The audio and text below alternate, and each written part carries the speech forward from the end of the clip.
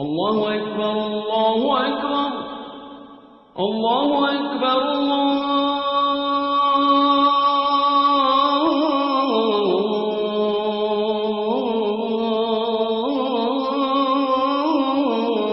الله أكبر أشهد أن لا إله إلا أشهد أن لا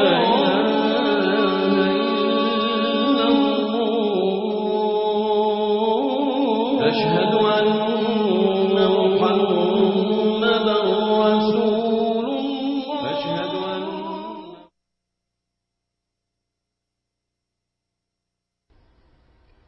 بسم الله الرحمن الرحيم الحمد لله رب العالمين والصلاة والسلام على رسول الكريم وعلى آله وأصحابه وذريته وتسليما كثيرا أما بعد.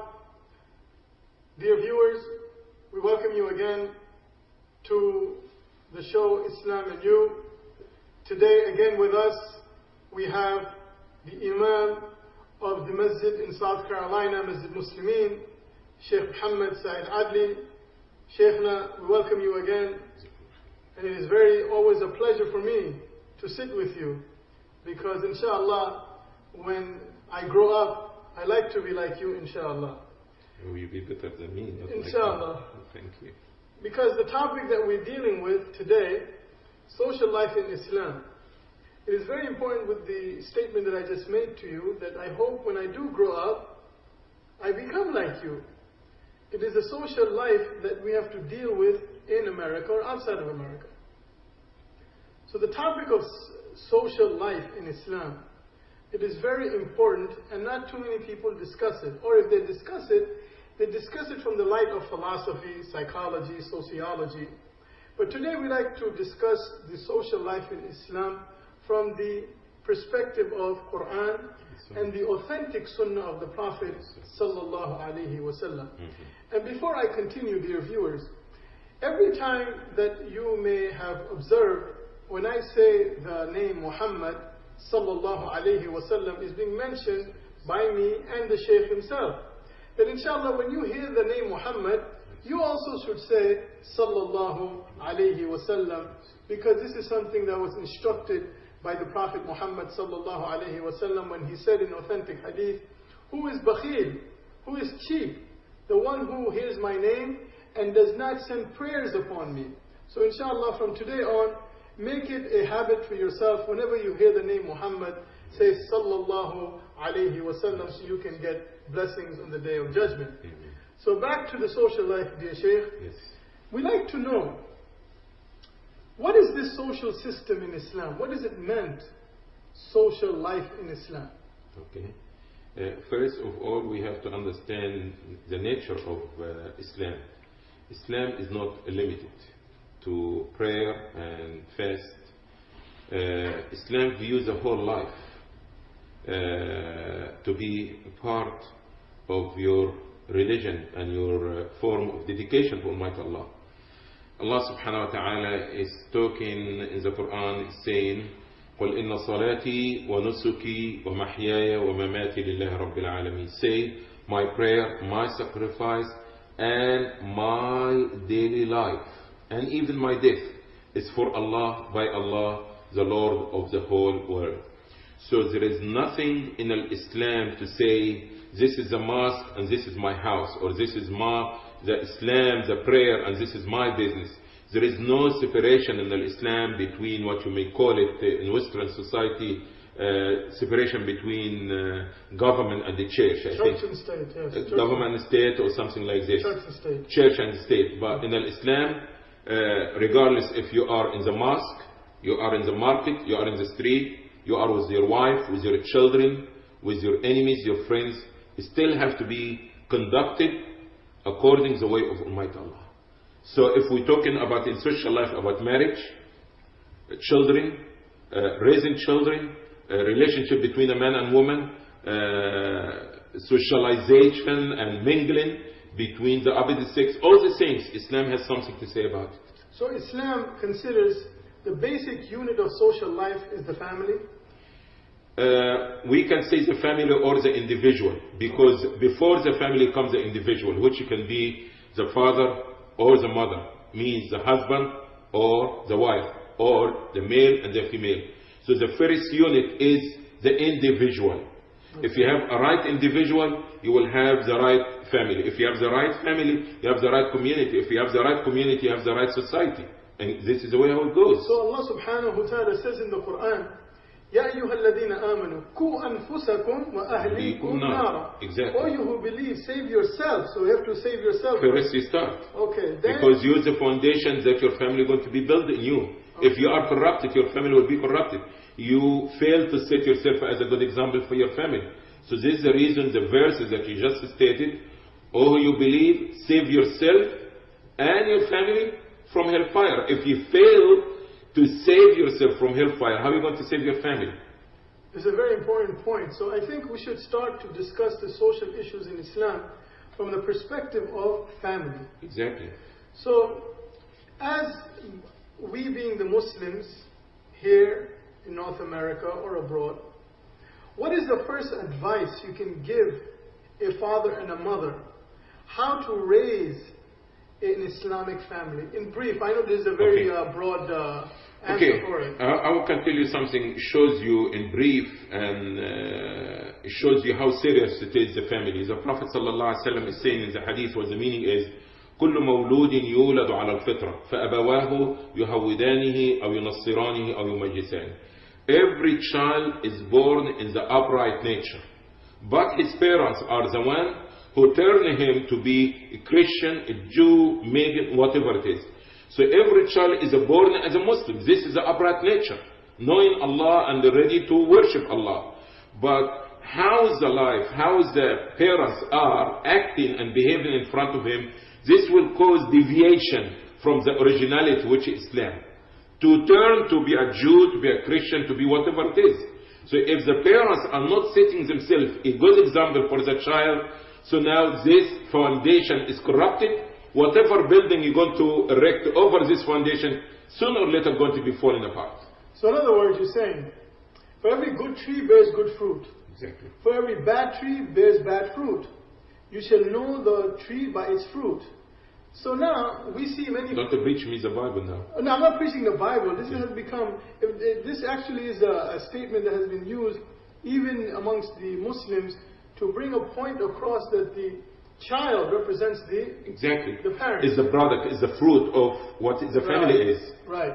So now, because of this, can we generalize or say that when we look at the children today, the actual problem of this ummah or this nation is the parents? Does not have to be, because we can see example of the prophets, of the life of the prophets. The Prophet Nuh alayhi salam, he's a prophet. What else is than being a messenger? But in his own house he found his child turn to be a disbeliever, disobedient to Almighty God. But the problem when the parents are not displaying the proper example, they are not acting according to the way of God. So in many cases, yes, what's happening nowadays with our children as a result of a corrupted family, a corrupted husband, a corrupted mother, of course. And in actuality, and I hope that nobody will think I'm prejudiced or biased, that it will be blamed more on the mother, more than the father. Why would you? I'm glad you asked me why. But the reason why I would like to add to that question, because Rasulullah said, "Kullukum ra'i." Yes, every one of you are shepherds. Yes. And the man is actually the overall mentor of the whole house. Okay. So why would it be on the mother and not actually the father? Because according to the Islamic system, the father is what you call it in America, the breadwinner. Is this the way how they say it? Yes, breadwinner. Breadwinner, okay. He has to go outside the house to make living, pay rent and bring the food and all the things, but does not free him totally from his responsibility of education and discipline for the children. But in Islam, the mother is not required or commanded to go outside to be the breadwinner. So in actuality, she is in the house to take care of the children. So she have more time, plus the nature that God Almighty Allah had give her from patience, kindness, tolerance, that which is not with the husband or the father, okay? So she is responsible about the child, especially in the beginning of his life or her life. She have more time, she have more ability, and she more flexible to be feeding the child the love, the discipline, the good manner more than the father, because most of his time is outside to take care of other responsibility needed by the family. Please forgive me to not to disagree with you on this point, but we have noticed that the mothers may not be able to do the job that is required from the fathers that they should do on the children. But we have noticed that the fathers have failed to look after the mother or his wife and the children in regards to upbringing them in an Islamic way of life. Because it is up to the man to, at the end of the day, to follow up what's happened, what didn't happen. This is true. And we find always the father or the males blaming the women because they seem to have gotten away from their responsibility. So would it be fair to say the problem is major with mostly with the women? Or can we say, based on the hadith, كُلُّكُمْ رَاعِي? No, like I said, Justin, that mostly we blame more the mother more than anybody else. But we are not going to free the husband or the father from the blame. But I'm saying that he is already doing a major part of his responsibility as a husband, which he has to go for hours every day. But it is right, as he's saying, that he has to come, when he come at night, he needs to see what had went in his kingdom during the day. You see? But still, we're talking about 8 hours a day, at least, that the mother with the child. Especially in this early age, the father does not have the ability, the physical and the mental and the spiritual ability to deal with a baby like a mother. You see, she's the one who always breastfeeding him, hugging him, carrying him, cleaning him, changing him. This is not the job, you see. So with the time and with the job of breastfeeding and cleaning and all these things, the love that she gave, the talk, how she talks, the way how she acted, the child looks and observes and see what the mother doing. So she is the one who has more responsibility about the child in this age. But I'm not going to free the father or the husband from his obligation of teaching, discipline, correcting his children in the weekend when he come after his work. It is. And he's in charge, and also the wife is in charge. He's not the only one in charge. Well, now, based on what you're saying, however the family brings up the children and so forth, the children gets old, becomes older, and so forth. Certain social problems hits the home. For an example, the child becomes disobedient. Okay. The child does haram. Okay. Very disobedient to Allah and His Rasul sallallahu alaihi wasallam. How do we advise a parent how to deal with these issues? Okay. For an example, please excuse me. Sure. Nowadays we have some problems like, for an example, the boys, when they go outside the home, they have all these fashion clothes, you know, when they wear the pants as if it's falling down, or their brother is 10 feet tall, so the pants is dragging on the floor. Or the girls comes out the house with all this makeup, or even if they come with a hijab, they go around the corner, they take it off. So series of disobedience are taking place from the children. And I would like to also bring it back to parents in a little bit. But how does a parent deal with a child who is disobedient to Allah and His Messenger? Okay, now we need to determine what you mean by a child, because when you're talking about 18 years old, is not a child anymore. We're talking about a person who is 13, 14, 15, 13, 14 years old. Still, it's too late. Now we try to fix the problem. Because in actuality, this is still the fault of the parents, that they did not deal with the problem from day one. And you don't have to deal with the problem. You need to set yourself a good example from day one. Alright? And also with the discipline and the teaching from day one. مر أولادكم للصلاة لسبع واضربوهم عليها العشر وفرقوا بينهم في المضاجع. The Prophet of Allah sallallahu alaihi wasallam, when he's saying, order your children to make prayer when they are 7 years old, spank them when they neglect the prayer. If they're 10 years old, separate them in the bed in that time. So there is an early age that we had neglected.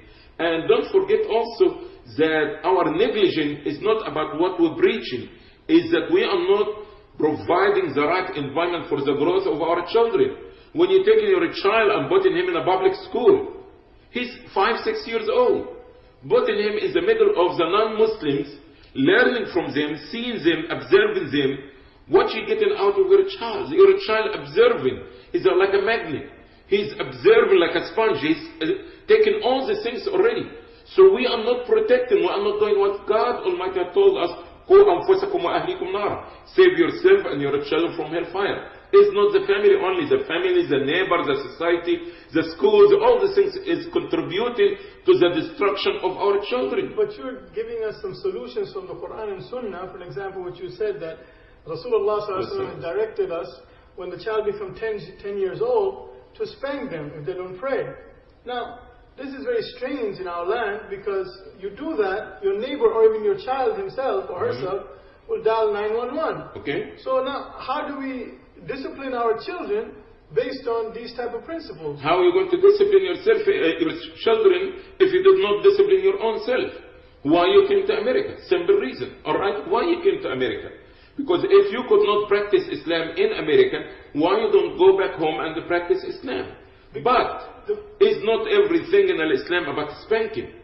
This, if they are, because they are in an age of responsibility. A child reach the age of 10 years old, according to Islam, he's not a child that has no obligation anymore. So, and also a failure of giving love to our children. So we may have to use different methods.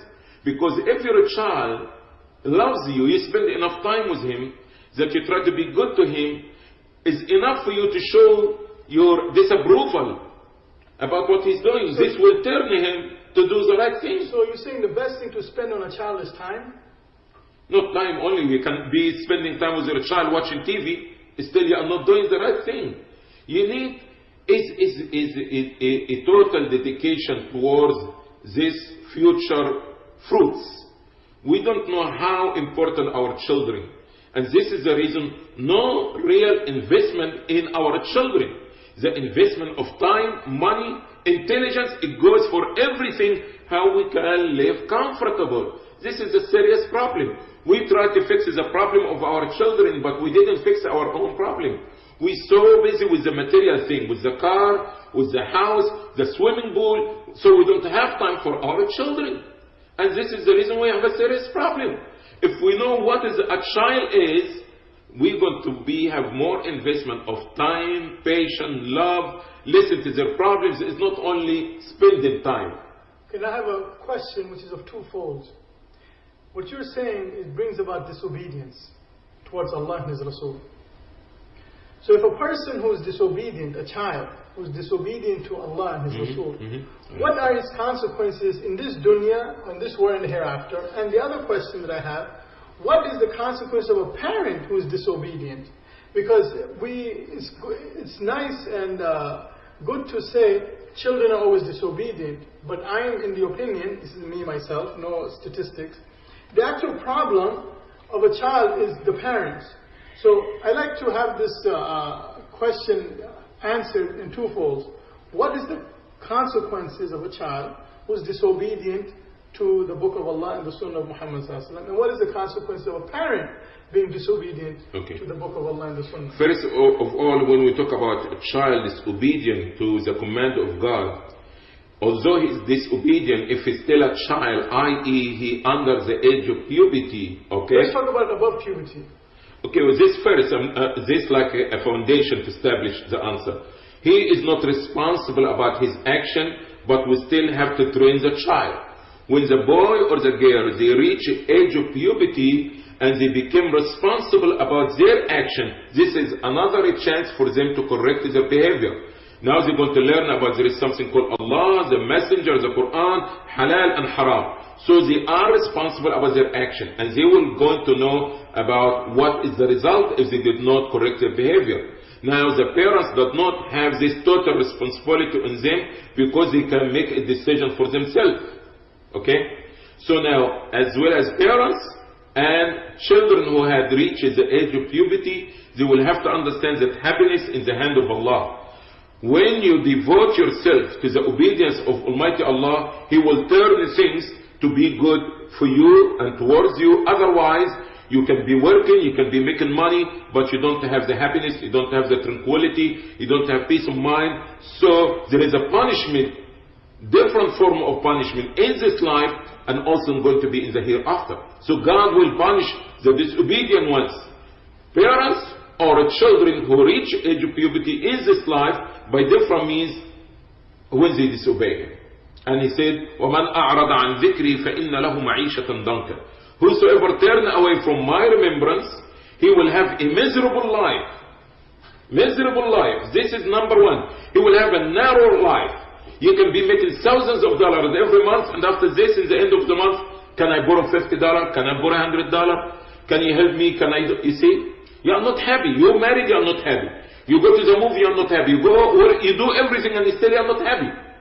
Why? Because you're turning away from the remembrance of God. This is enough punishment. So then, in other words, you're saying now, it all comes back on the foundation where the parents have to start putting the seed down and fertilizing it accordingly in order that exactly they get good trees and good fruits and so forth. Let me tell you one thing. In the Islam is responsible. Islam is concerned about the child before even the child comes to this life. Islam prepares the road for the child before even come to their life. As a result of this, the Prophet ﷺ is saying, فَاظْفَرْ بِذَاتِ الدِّينِ تَرِبَتْ يَدَاكَ. Marry a woman because her religion, otherwise you'll be a loser. Why? You're concerned about a woman, not wealthy woman, not beautiful woman, not a high-rank woman. You're concerned about a devoted woman to her religion, to her Islam. Why? Because this wife, you marry her today, soon or later going to be the first teacher and the only example for your child. So we have to make the right choice when we go get married. And this is preparation for the coming of a child. And then after the child has come and the society has been formed, there's certain interactions that the Muslims happen to find themselves into. Example, family to family. Mm-hmm. Okay. What are the social reams or the guidelines for a family, a Muslim family, to interact with another Muslim family? Meaning, we have traditions where, okay, we're neighbors, we know each other for hundreds of years. Like we are family. Yeah, this is the term we use. Yeah, we are blood sisters, so we prick something in our finger, take the blood out, and we touch each other. So what is this social guidelines that we have between family to family? All these things is not to exist in Islam. You can even lick my blood, I lick your blood. It's still with human being. God Almighty have make limits, okay? And this interaction or this what you call the desire for a man to a woman and woman to man is going to be there regardless. You lick my blood or you pinch me or whatever it is. So there's certain women, they could not be exposed their beauty in front of you. You did not sit down and socialize them talking and laughing and talking. Did you see this movie last night? You could not. So you come to visit me with your family and I come to visit you. I know you for a long time, we're almost like a family, but still, your wife will go sit with my wife, I sit with you, the children play with the children. There is a certain rules in Islam. There is nothing called mingling together because we are families. Even if we are real blood family, still there is a certain rules and regulation. Okay? How much I can intermingle with your wife and your wife with me, okay? It doesn't matter if she's married or not married, she's old, she's young, we still a human being. Can I shake my hands with your wife? I will, you know what's going to happen to you if you shake my wife's hand. Is that allowed in Islam? No, of course. My wife is my wife. For you, I will shake her hand, I can kiss her, she's my wife, okay? You can shake your wife's hand, but leave my wife is mine. So in other words, you're saying a man is not allowed to shake another woman's hand who's not related to him, meaning blood, like sister, mother? No, it's haram in Islam. And the Prophet ﷺ saying that for a person لأن يطعن أحدكم بمخيط من حديد في رأسه خير الله من أن تمس بشرته بشرة امرأة لا تحل له. For one to be stabbed with a knife in his head, this much better than to touch a woman is not your wife, is not your aunt, is not your sister, is not your daughter. So my wife is my wife. I will enjoy her by all means, by touching, kissing, hugging. This is my wife. You want to touch somebody, shake hand? Shake hand with your own wife. Shake hand with your sister. Why my wife? And now you're shaking hand with my wife, and next thing you shake hand and you smile, and the next thing now you shake hand is taking a minute, and And all the corruption and divorce happening in the society as a result of this, because everything starts with little bit. This big fire that you see starts with what? Small match, a small spark, and comes, and after this we have a big fire. So you shake your own wife hand, I shake my own wife hand, okay? Yes, I will shake my wife hand, and your wife will shake hers. We brought up this topic of social life in Islam so our viewers can understand the relationship between a man and a woman, a father and a mother, father with his wife, children, and so forth. Again, as we always mentioned before, these sessions are not enough to deal with the topics justly. We just like to bring certain information to you in order to bring about your awareness and giving you the chance to ask yourself, how much more do I need to learn about this topic in order that I may become closer to Allah subhanahu wa ta'ala. Again, we thank you and we thank the Sheikh Muhammad Adly for again being with us. If you have any questions, comments, corrections, and if any problems you may have socially, write to us. Write to us in our email address. Mail us in a regular mail in order that we can direct it to the proper scholars to give you the proper advice in order that you may lead your life according to the Quran and the Sunnah of Muhammad sallallahu alaihi wasallam. وقولوا قولي هذا واستغفر الله لي ولكم سبحانك اللهم وبحمدك أشهد أن لا إله إلا أنت أستغفرك وأتوب إليك. الله أكبر الله أكبر الله أكبر